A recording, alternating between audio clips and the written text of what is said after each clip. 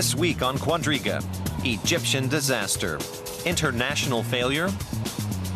The situation in Egypt remains tense after the army's suppression of protests by Muslim Brotherhood supporters. The military blames pro-Morsi forces for initiating the violence and is calling its crackdown a war on terror. The European Union and the US are concerned. In a bid to force the army into negotiations, the EU has now agreed to freeze weapons sales to Egypt. Can the West influence the course of events? Or is a rollback inevitable? Your host this week, Melinda Crane. Hello and welcome to Quadriga. Who lost Egypt? That's the question being posed in many Western capitals this week. But how much leverage did outside countries ever really have? And what influence can they exercise now? Those are two of the questions we want to talk about with three journalists and filmmakers who've been following events in Egypt very closely. And they are Thomas Hasel. He's a German journalist and political scientist, an expert on the Arab world who's taught courses on North African democratization at Berlin's Free University. And he's recently produced documentaries on post-Mubarak Egypt. Alan Posener was born in London, grew up in Malaysia and in Germany. He's an influential blogger. He contributes to the magazine The European, and he's written for the German newspaper Die Welt. He's authored numerous books, including an appeal for Europe to begin acting like a true world power. And finally, we're very pleased to welcome Yasmina Al-Gannabi. She is a German-Iraqi freelance journalist, now based here in Germany and filming a documentary on Libyan wounded living in Germany. But she lived in Egypt with her Egyptian husband until 2011. So welcome to all of you. Glad you could be on the show this week. Yasmina Al-Gannabi, let's start out with a look at what appears to be a very major divergence in perceptions within Egypt as opposed to perceptions in the West. Apparently, many Egyptians continue to feel that although the force used was excessive, the military did need to take action against the Muslim Brotherhood and their supporters. How do you see it, and what are you hearing from family in Egypt these days? Actually, the Egyptian military has committed a big mistake by leaving the Muslim Brotherhood protest like this in Rab al-Adawiyya and in Al-Nahda. If they would have, from the very beginning, put a couple of borders on the way of protesting, not letting the people living and causing chaos there, it would have much easier for them to be a part of a democratic movement. But in this time, people lost their faith in Muslim Brotherhood rather than they had before. Some people who elected the Muslim Brotherhood are now against them and are even supporting the military regime. And in terms of your own family and friends in Egypt, what are they saying? Are they distressed about the situation? Do they feel that the military did take the right action? Well, what opinions are you hearing there? For sure, they say that they committed a mistake by taking that much force on the protesters, but at the same time, they say that they had to take action because otherwise the country would have fallen in a bigger chaos that they're actually suffering from right now. Thomas Hasel, in some ways, what we're seeing in terms of this divergence, Egyptian majority perceptions and the perception in the West, seems to bear out that old adage that one man's freedom fighter is another man's terrorist. We see a huge radicalization in the speech in Egypt. We have people who are on different sides now, and they define the other as really a terrorist, as an opponent to God, things like this. There are big words that people use now to describe the other, the political opponent. And this is a dangerous cycle we have now. We have this radicalization of speech, we have this radicalization on the street with a lot of dead people now, with a lot of people killed. And the difficult thing is that we have this split in society, in groups of friends, in families, where you have one side saying what the military did was right, the Muslim Brotherhood is a terrorist organization, they had to save Egypt in a way, and the other side saying, no, the Muslim Brotherhood did not so bad, or they said, well, they did not so good, but you shouldn't act like this on them. And a lot of people are fearing that the military will use the situation to strengthen its own role. Others are welcoming the military and hoping that the military will lead the society to a more democratic path. And there's a lot of discussion and conflict about this. The generals, Alan Posener, have been framing the whole situation as a choice basically between stability or anarchy. And some in other countries seem to support that point of view. We heard an Israeli spokesman this week saying, look, it's either the army or anarchy. Is he right, do you think? He's probably right. I mean, we've heard voices of people who know Egypt much better than I do. But you know, Egypt is important because it's the only state in the region, in the Arab world, which has existed within these borders for so long. It's not a state like Syria, which has been drawn on a map by European colonial powers after dissolving of the Ottoman Empire. It's a very important pillar of stability, and I do have the feeling that Morsi showed in his year in power that he intended, his idea was one man, one vote, one time. We've seen what his allies, the Hamas, did in Gaza. Same thing. They won an election. Yes, they haven't let anyone vote since then. So, and half the Egyptian population were against Morsi by the time the army stepped in. There was going to be big-time civil war if something didn't happen. You say Egypt is not like Syria, but many people, Yasmina Al-Gannabi, are now worried that it could become like Syria. There is talk about that anarchy taking Egypt into civil war. Do you think that's a real possibility? Well, if you look at Egyptian history, you never see that there was any potential of a civil war like there was, or there is in Syria and other Arabic countries, like, for example, Iraq or anything similar to this, because the Egyptians, on the one hand, are against the leadership of Muslim Brotherhood, but at the same time you see more than half of the population supporting the military by taking action. At the same time, they learned from the past mistakes. They won't allow a second Hosni Mubarak coming up, but at the same time, they need someone, as you said, leading the path to democracy, and there won't be right leader as long as there is no one who can lead the path, and they need the military to lead the path. I disagree, if I may say. I don't think that the military in Egypt has any interest in a real, genuine democratization. They showed in the past decades, in the past 2 years, and now again, that they try to block any democratization. If you look at the new constitution that people work upon right now, it shows no sign of any democratization ongoing. There's no improvement in the constitution, except that religious parties have to be checked, and it's not easy to establish a religious party anymore. The rest is really, if you look at the points, strengthening the military role, hindering the real development of a party society or party politics. I don't see any sign of a path to democracy. The only people who can work for democracy are the people itself, and those who were against the coup or the downfall of Morsi in the way it was done, and those who were still opposed to the Muslim Brotherhood. Yeah, I mean, there are people, it's called the third way now in Egypt, who are against the military controlling the country and against the Muslim Brotherhood controlling the country, who, of course, was not a democratic party. It hadn't an easy task, but it was dealing like some group that knew that when they get away from power, they come back to prison.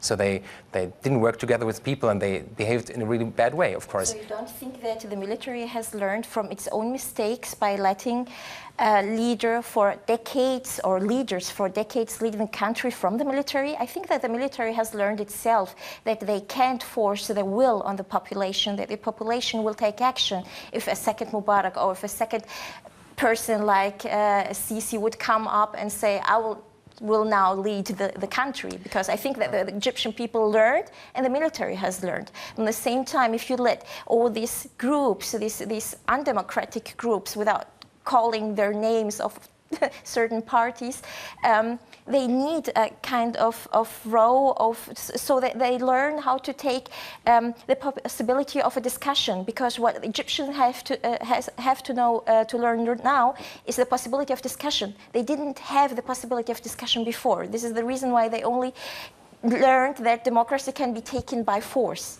But one of the questions, if you'll just permit me to jump in, one of the questions, of course, is the degree to which they really have that possibility to discuss now. We listened to a few voices from Egypt and took a look at what the media there are saying. Let's take a look.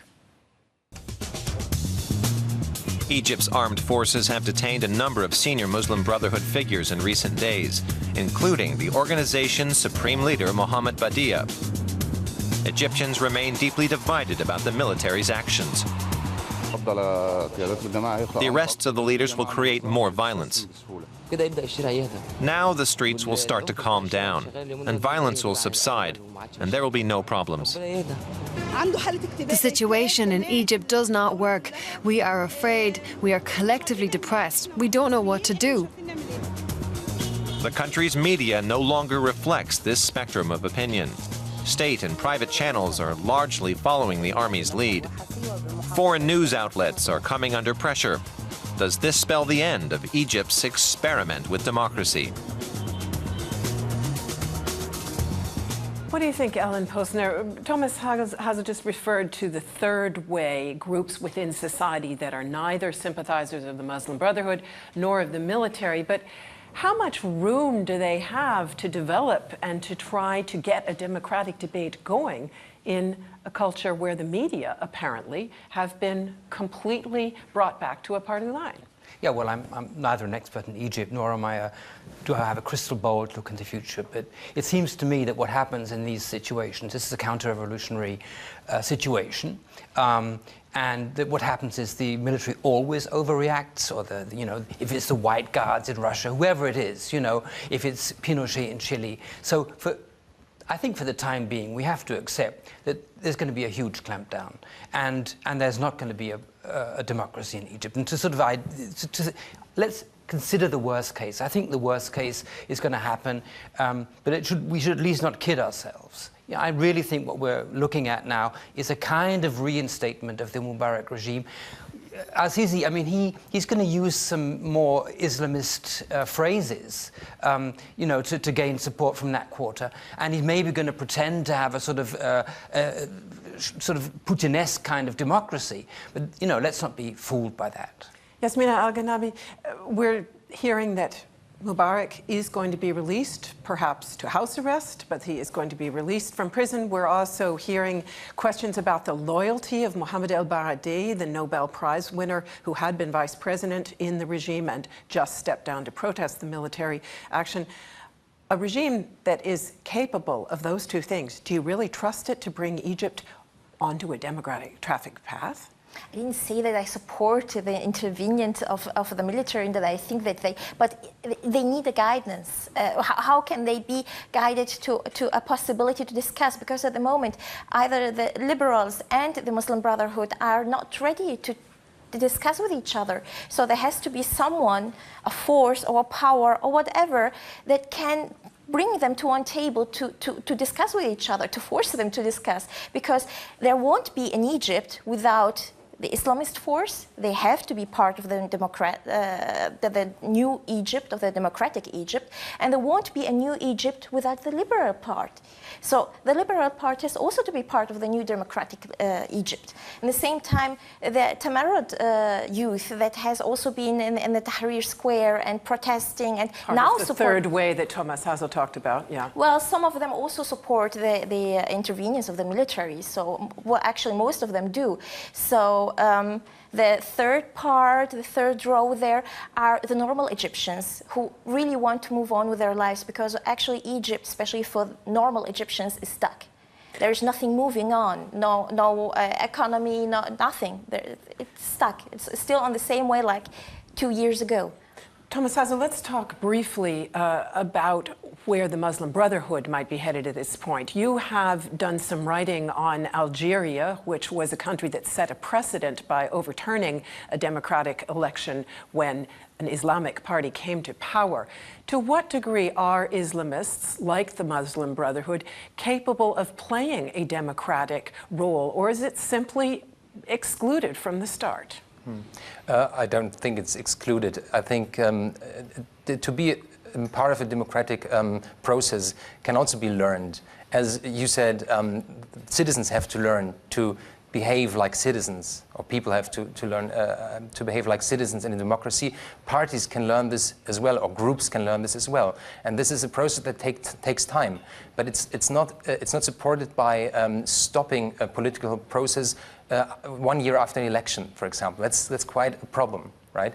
And to dissolve the parliament and to bring the President Morsi down is, from a process of a democratization, a bad step. What do you think that it will mean for the Brotherhood? Would you suppose that it will create more extremism and jihadism, or are they likely to go back to the kind of role they had in the Mubarak era? I think if you talk about Algeria or other countries as well, you have always the problem that you have some kind of leadership that is somebody you can talk to, that can moderate their radicals in their own group.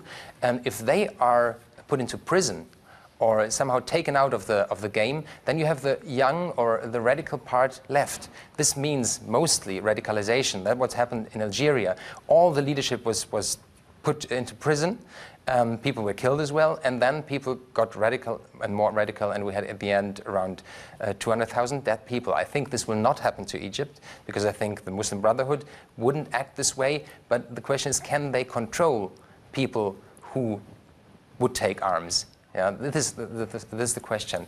But on the other hand, I think in Algeria it was possible for the military to let this killing happen, because the elite and the military was well saved by the oil and gas riches wealth they have. In Egypt, this is not possible. Some kind of civil war like this would lead to total chaos, and in the end, perhaps even to interference by foreign powers, because Egypt is too important strategically for Israel as host of the Suez Canal. Egypt can never plunge into a civil war. This could not happen strategically for the Western world. Yasmina Al-Gannabi just told us that many people in Egypt, the normal Egyptians, simply want to get on with their lives, Alan Posener, and their lives are, of course, very much hampered at the moment by economic misery and so on. The fact is that New York Times had a rather amusing article today from Egypt saying that the main people out on Tahrir Square talking about the situation were Western journalists, and that the Egyptians they were asking basically didn't really express much interest in talking about this subject. There has been an immense Western media outcry since the military took action, yet the official reaction in most Western countries has been rather ambivalent. What do you think? Does the West need to take stronger action, and if so, what might it achieve? Quite frankly, I don't see what we can achieve. I mean, the European Union has now cancelled military aid, at least military aid that can be used to oppress the people. Look, our military aid is less than 7 million a year. The United States has 1.3 billion a year. There you see the dimension. So what can they do? But even if the United States cancelled military aid, the Egyptian government has already said, we'll get the money from Saudi Arabia and we'll buy the stuff in Russia. And Putin will be only too willing. This is the old Cold War situation, to step in where the United States steps out. So what can we do? You tell me. I don't see really that we can do anything that wouldn't exacerbate the situation. This is really a situation where you see the limits of any kind of power, hard power anyway, but even soft power. Everybody's nodding. Yasmina Al-Gannabi, would you like to see the EU, for starters, take stronger action? They did say that they're going to review economic aid, but that they will not cut it off if it is directed towards civil society. And the fact is that most economic aid from Europe is directed towards civil society. So not much room for movement there. Then there's the military aid that Alan Posener talked about. Some change on that, perhaps, but nothing very dramatic. Is it enough? I don't think so. I totally agree with you, because even if the European Union would cut off the aid totally, Saudi Arabia and Qatar officially said, we will support Egypt. We will give Egypt the money that it needs. So what really surprises me is actually that Saudi Arabia and Qatar are interested in kind of a democratic movement in Egypt. That's so. Are they? It seems, but I don't agree with it. No, what I'm saying is that Qatar officially supported the Muslim Brotherhood, and now Qatar is ready to support the military government in Egypt, which is a total movement. So what kind of interests are there hidden? This is the more interesting question that keeps on making Qatar changing their mind in a very short time. Well, actually, crises can create kind of funny bedfellows, can't they, Thomas Hasel? If we look at the fact that Saudi Arabia is saying things that sound very much like Israel. Well, yeah. I mean, it's if you get away from the internal affairs, let's say, in Egypt, and you look at the geopolitical structure of this region, we have strange bedfellows indeed. And if you look at the interests of Israel, Saudi Arabia, Qatar, the US, Russia, etc., we have Syria, which is a very important issue. You see that that suddenly you have the same interests on sides that were before split apart, like Saudi Arabia and Israel. Of course, they are somehow always fighting about the Palestinian issue, in words at least. But reality is, for Israel, it's very important to have a stable Egypt, and an Egypt which is not attacking them, menacing them, and which keeps the peace treaty in a certain way. Maybe there will be some talk in the future about the peace treaty of the 70s, but Israel wants strong military in Egypt. But is Egypt. A counter-revolutionary Egypt, to use Alan Posener's term, a stable Egypt? That will be remains to be seen. I'm not so sure about this, but I imagine that the military in Egypt is able to somehow contain radicalization. And the important thing for Israel, I think, is at the moment that the Sinai becomes much more stable than it was right now. And we have had this link between Morsi and the Hamas movement, for example, something that the military in Egypt didn't like so much and the Israelis couldn't like so much. And so this link is now has come to an end, of course. I could just add, Sinai was never a stable place in Egypt, not in Mubarak area, no before. It was never a stable part of Egypt. So you also always had the movement of the clans over there between Egypt and Palestine, and it was never a stable place. But it has become much more unstable, I would say, in the last 2 years. Well, that's what we see. That's what we see in Europe.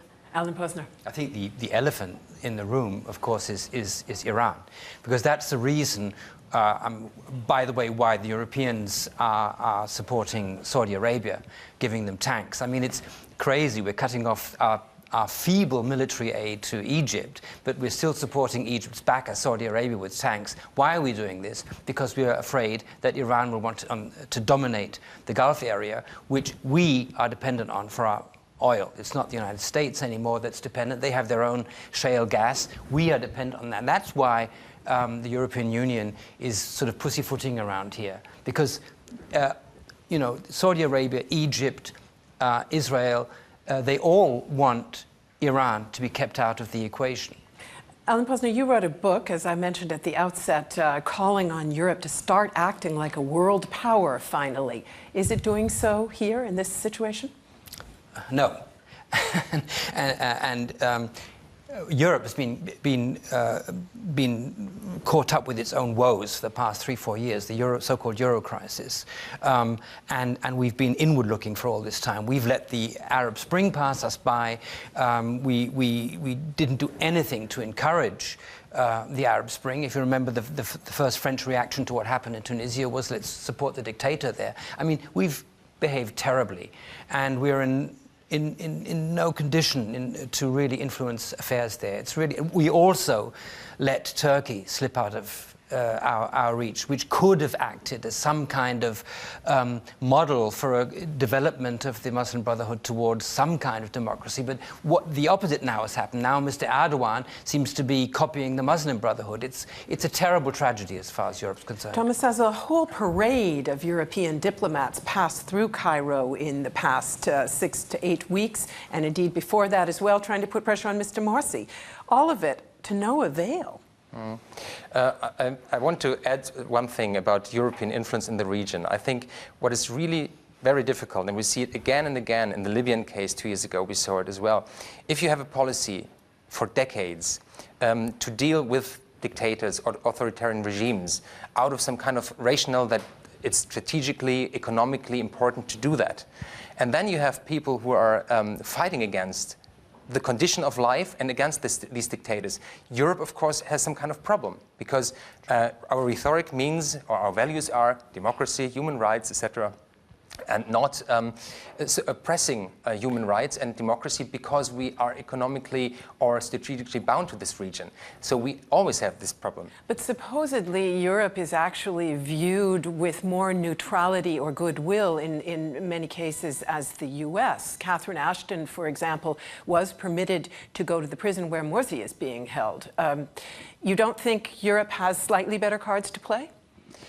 I think we deceive ourselves if we think that. I mean, there's a certain time when Europe and the Arab world has, not all of Europe, let's say, because England or Great Britain and France have a colonial history, of course. They have different links to the region than Germany has, for example. Yeah, but there's a time when Europe can play a certain role, but these are softer times, let's say, yeah, or in the background with secret services, they can deal somehow.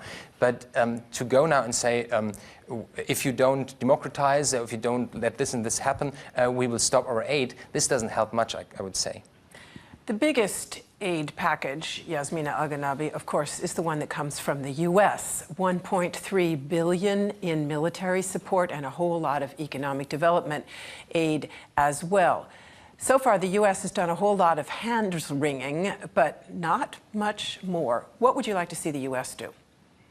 Well, I actually would think that it won't even bring much if the US would interfere more.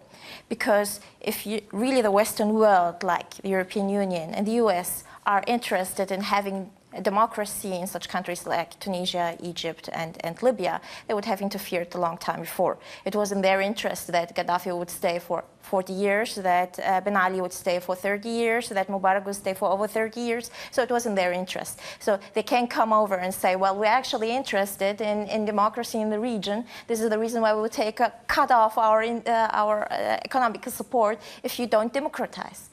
How discredited would you say that the U.S. is in the region? Supposedly, everybody's angry at the U.S. Is that true? Well, actually, a lot of people don't even care that much. I mean, the people whom I have talked to, at least, they say, well, they can't say anything. I mean, if they come over and say, we'll cut off the aid, okay, we'll get our money from Saudi Arabia and from Qatar. That's it. So it's that easy for the people because they're really interested in moving on. They're no longer interested in fighting between each other. It's more like fighting of powers between the Muslim Brotherhood and the military at the moment. But the normal Egyptians are only interested in moving on, having their lives and going back to work, and that's it.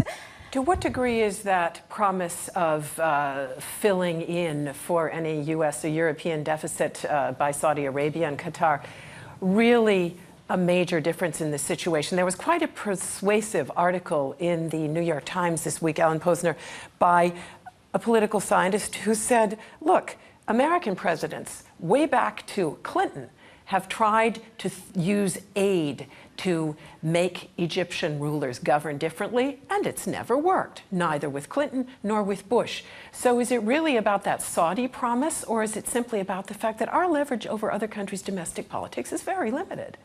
Well, it's both. And it goes back even further, because in the Cold War, any dictator you didn't like could turn to the Russians, the Soviet side, and get help from them.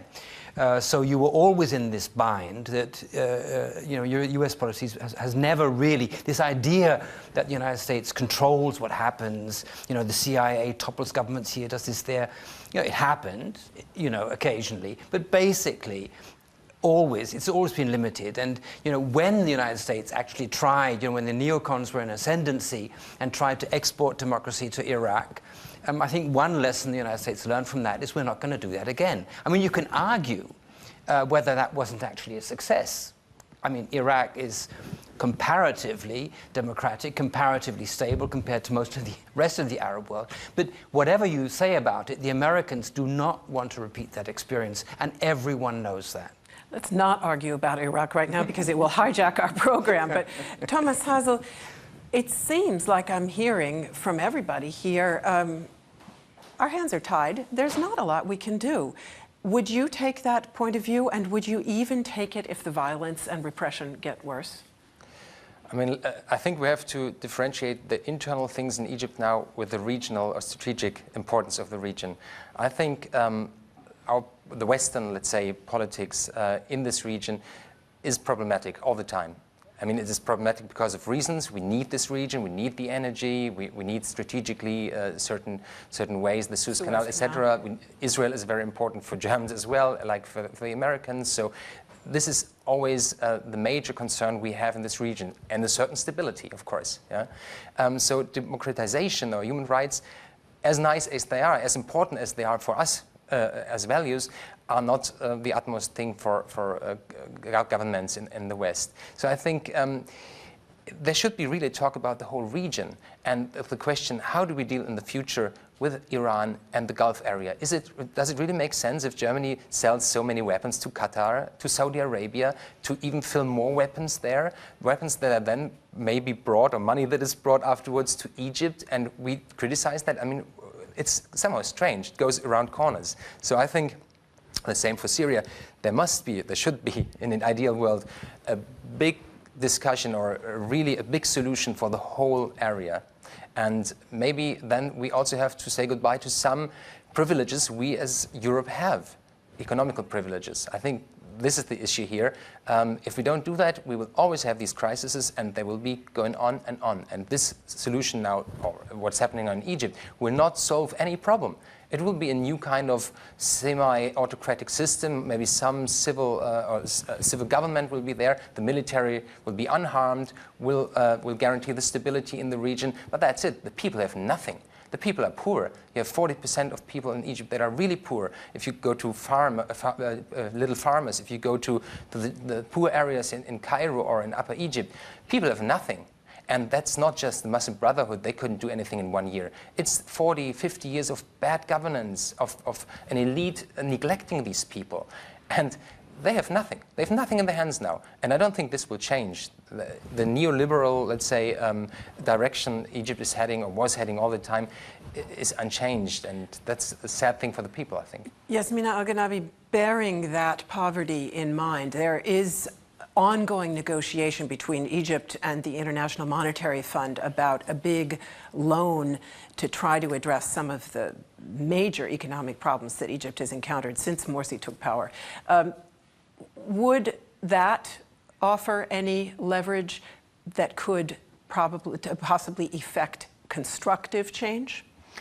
Well, Egypt needs more than that, because it's not only, as you said, the power regions in Egypt that is poor. It's not only Upper Egypt, it's also what we called here in Europe the social media class, because there is no longer a social media class. People who were employed by the government, like for example the family of my husband, they're becoming poorer and poorer. What they had, well, they had the opportunity before to save money, but right now they have to count their money, how they're going to live till the end of the month. And they have, like my brother-in-law has 4 children, send them to school. It costs money, so it's not only the poor regions. So a loan like that will kind of be a small help, but Egypt needs bigger help, and especially when you have the NGOs, it needs support from NGOs. Ellen Posener, can we expect a regime that looks very much like the old Mubarak regime, led by the military, which of course had a huge economic stake in Egypt? Can we really expect a regime like that to institute the sort of economic reforms that could change that situation? I doubt it very much, for the reason you said, that the military themselves, there's a military-industrial or military-economic complex, and they've corrupted also a lot of the so-called middle class, which aren't really middle class. They're people who are working for them. It's like the Saudis have corrupted their people with oil money and so on. Because, you know, sometimes you get a military coup, which, horrible as it is, turns out to be a good thing, like Pinochet in Chile. At the end of the Pinochet regime, you had a middle class which was capable and wanted democracy. Will the Egyptian military, who basically are the same people who were there before, will they force their own clientele to give up their privileges? I doubt it, but this is the only way forward for Egypt. I don't know if Europe or the United States has any kind, or the World Bank for that matter, any kind of leverage. Give them money and it all goes to the same canals it always has gone through, and enriches precisely the people who aren't interested in giving up their privileges. I mean, that's really, you need a social revolution, whether from the top or from the bottom. Yasmina Al-Gannabi just mentioned what is sometimes referred to as soft power, the attempt to work with groups in civil society, with young people. You've done some of that, Thomas Hasel. Can that make a difference in this situation? I mean, it's always important to have a civil society that's alive, that has some space to work, that is not in danger to be put in prison or to be oppressed by some state people because they do what they do. This space we value so much in democratic societies is not there in Egypt, was not there in Egypt for a very long time. It was growing in the last 2 years, then was narrowed down again by the Muslim Brotherhood, and we have to see if now the military is a wise military and it will allow certain freedoms in this country, because the majority of the people are young people. And they're very talented young people, energetic young people, and they have so many ideas that they want to change their country to better. But will they have the space? Whenever I talk to people, to young entrepreneurs in Egypt, they were saying, you know, if we want to establish a company, we have to go to the state bureaucracy, and they hinder us in any step we want to take. It's so difficult. And other people told me the reason why this is. They have 6 million civil servants. They have people from the army mostly heading these agencies, and these army people mostly want to control what's going on, right? And so instead of saying, yeah, do whatever you want, the American way, do. If you fail, no matter, try it. No, they say, no, it's a problem. If you want to do something, you need so many papers, so many paperwork. Everyone's asking, what are you doing? Is this dangerous? And this mentality would have to change totally. It's very military thinking, hierarchy, orders to give, and people obey. And this is not working for a free market system. This would have to change. I think this is the most important thing. Yasmina Al-Gannabi, I myself did some media training and civil society work with young Egyptians at the very end of the Mubarak era. Many of them simply wanted to leave the country. What is the situation now after all this happened? Where do you see young people's thoughts about their own future? Well, to talk about my contacts, mainly the Copts are leaving the country. I have a lot of Coptic friends who are now going to the States, or now going to Canada, or going to the UK to live over there, especially with young children. Then they have, you have their, the so-called middle class, people who are trying to, who can't live to Europe or to the States, are leaving to other Arabic countries to work over there, to try their luck, because it's really, it's such an easy thing to talk about daily living, but it's hard for daily living. So this is why they're trying their possibilities in other countries. So mainly young people are trying to leave the country. Not only young people, everybody is trying to leave the country. Alan Posener, we did a program on Egypt last week as well, and at the end I asked for everybody's assessment on where they think things are going, whether they're optimistic or pessimistic. Things are moving so fast in Egypt, I'd like to try the same thing again and hear whether the answers differ. And I'll tell you that after you all answer, so you're not influenced. What would you say, looking at the short term and the longer term? Short term, I'm pessimistic for democracy, but I'm optimistic for stability. The military have the situation basically under control. That's a good thing. We're not going to have a failed state. In the long term, I'm pessimistic because I think we'll just be back to the pre-Mubarak era. Thomas Hasel? I'm also split. For the short term, I would say it's a kind of rollback. The deep state, as it's called, the security establishment, the economic elite, will not let this country go to other people. So a democratization in the short term, I think, is not very likely. But I think that many Egyptian people will learn from this process as well. And those who think about what happened now, and those who are appalled by the violence of all sides, they will have learned something.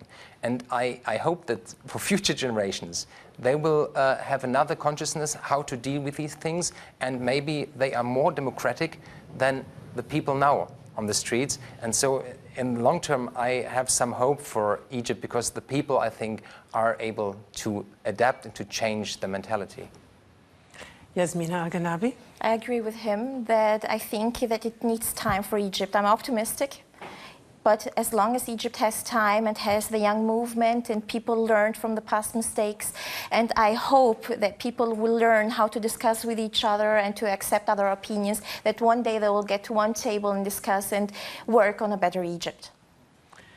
So the opinions last week were largely similar, pessimistic about the short term, more optimistic about the longer term. I'd like to ask all of you one last question that has to do with basically Alan Posener's statement that maybe the main lesson of what we've seen in terms of the West and its influence is that it can't really do much, that it is perhaps more powerless than ever. Would you both also agree with that? Do you think that we have essentially seen the West also emerging into a new role through this crisis? Thomas Hasel? I'm not so sure about this. I mean, I tend to be idealistic, and I think if Germany or the Western world, or Europe, let's say, would stick more to its values, and not always let the values slip away by our economic and short-term strategic interests, it would be better for a lot of countries in this world. But what would that mean operationally?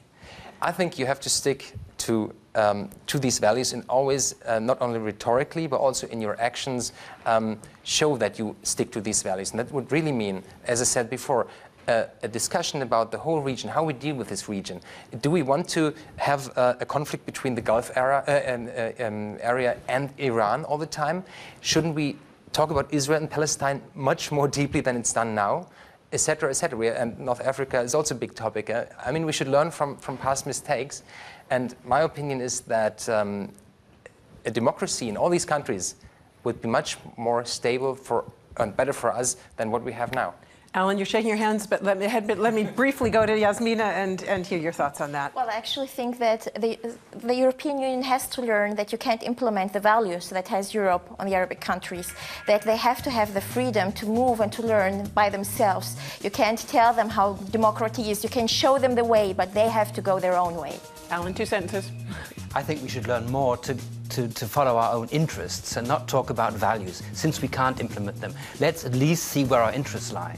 And that's stability, that's supporting Israel, that's not having a thing blow up in our face.